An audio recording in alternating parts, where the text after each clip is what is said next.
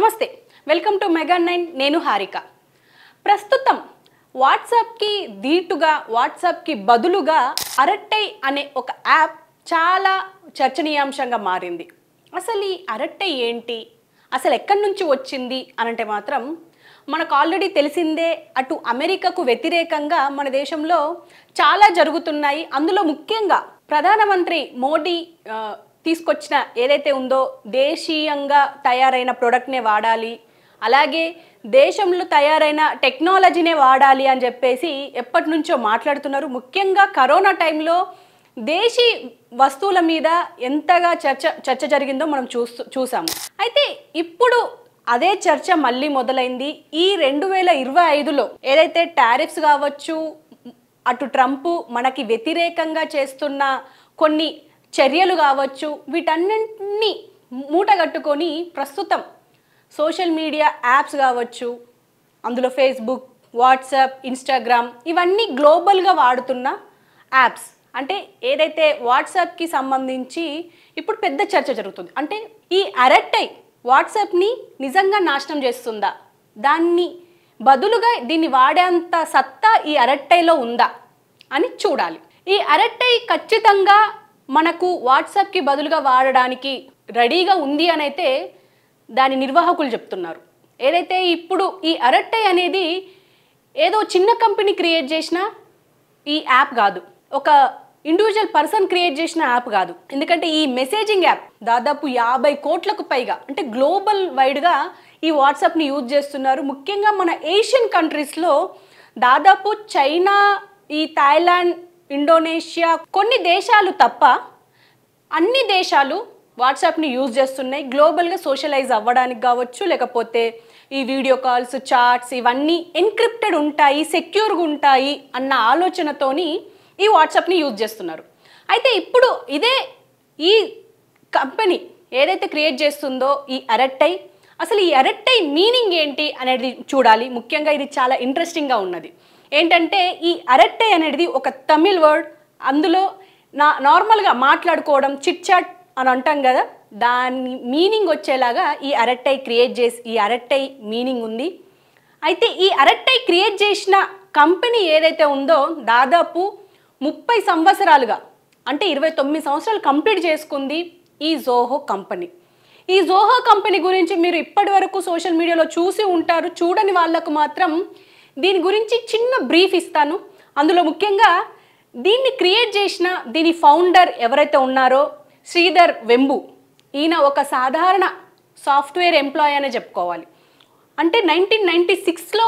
ఎక్కడో యుఎస్లో వర్క్ చేస్తూ ఇక్కడ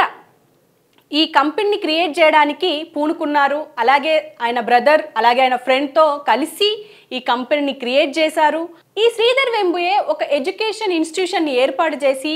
చదవలేని వాళ్ళ కోసం అలాగే ఎవరైతే బ్యాక్లాగ్స్ ఉంటాయో ఎవరైతే స్కూల్స్కి కాలేజెస్కి వెళ్ళని వాళ్ళు ఉంటారో వాళ్ళకి మినిమం వాళ్ళకి నాలెడ్జ్ ఇచ్చి కోడింగ్ నాలెడ్జ్ ఇచ్చి వాళ్ళని అదే కంపెనీల్లో హైర్ చేసుకుంటున్నారు అని చెప్పేసి మనకు తెలుస్తుంది అయితే ఇందులో మనం ఇప్పుడు జోహో గురించి మాట్లాడుకుంటే చాలా పెద్ద స్టోరీ ఉంటుంది అయితే ఇప్పుడు ఈ అరట్టై గురించి మాత్రం మనం మాట్లాడుకునే ప్రయత్నం చేద్దాం ఇందులో ముఖ్యంగా ఖచ్చితంగా వాట్సాప్కి ధీటుగా ఇది ఉంటుందా వాట్సాప్ని ఎదుర్కోగలదా అంటే చాలా మందికి ఉన్న డౌట్స్ కానీ ఇప్పటికే చాలా సక్సెస్ఫుల్గా చాలా సాఫ్ట్వేర్లని చిన్న చిన్న కంపెనీలకు అందజేస్తున్న ఈ జోహో ఈ ప్రస్తుతం ఈ అరట్టై కూడా ఇప్పుడు వన్ ఆఫ్ ది బెస్ట్ యాప్గా నిలవబోతోంది అని చెప్పేసి అందరూ ఆలోచిస్తున్నారు ఆశిస్తున్నారు కూడా ఎందుకంటే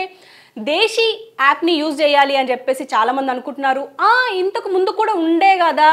ఇప్పుడు కూ కావచ్చు లేకపోతే ఈ హైక్ కావచ్చు చాలా వీచాట్ కావచ్చు ఇలాంటి యాప్స్ వచ్చినాయి దేశీయంగా తయారైనాయి కానీ ఎక్కడో కొట్టుకుపోయాయి అని చెప్పేసి మాట్లాడతాం ఎస్ కానీ అక్కడికి ఇక్కడికి చాలా డిఫరెన్స్ ఉంది ఎందుకంటే ఇప్పటికే గవర్నమెంట్ అఫీషియల్స్ ఎవరైతే ఉన్నారో వాళ్ళు కూడా దీన్ని వాడడం స్టార్ట్ చేశాము మీరు కూడా స్టార్ట్ చేయండి అని చెప్పేసి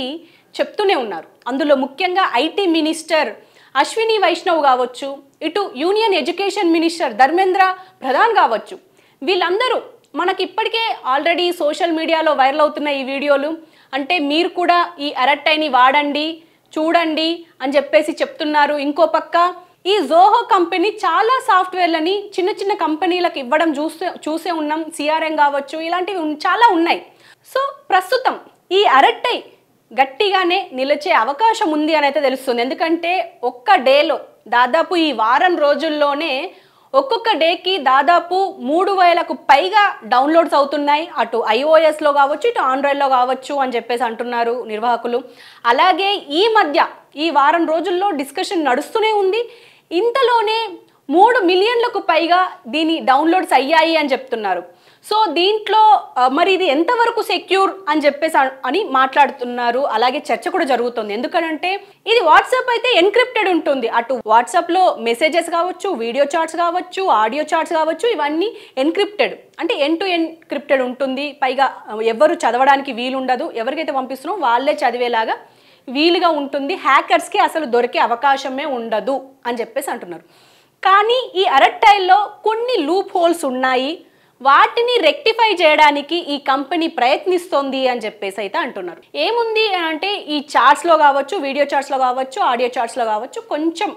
ఈ ఎన్క్రిప్టెడ్ ఆప్షన్ కొంచెం వీక్గా ఉంది అని చెప్పేసి అంటున్నారు. సో దీన్ని రెక్టిఫై చేసి ప్రజలకు అందిస్తాం అని చెప్పేసి అంటున్నారు. కాబట్టి చూడాలి మరి అరట్టై ఇంకొన్ని రోజుల్లోనే మన అందరి ఫోన్లోకి వాట్సాప్కి బదులుగా ఈ అరట్టైనే యూజ్ చేయాలని మనం కూడా ఆశిద్దాం.